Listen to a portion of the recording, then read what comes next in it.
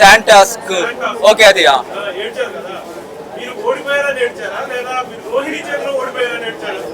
నేను నా ఫ్యాన్స్ ని డిసప్పాయింట్ చేశాను అని ఏడ్చాను.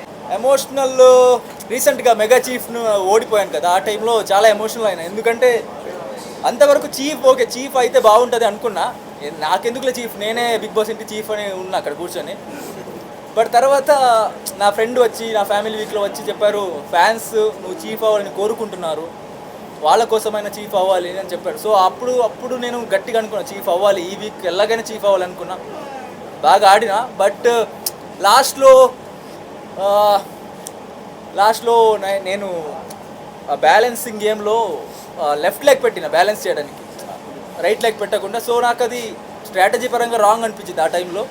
దానికి డిసప్పాయింట్ అయినా. అండ్ నిఖిల్ వాళ్ళు సపోర్ట్ చేశారు నాకు ఆ టైంలో, చాలా సపోర్ట్ చేశారు. వాళ్ళని డిసప్పాయింట్ చేసిన, ఫ్యాన్స్ని డిసప్పాయింట్ చేసిన.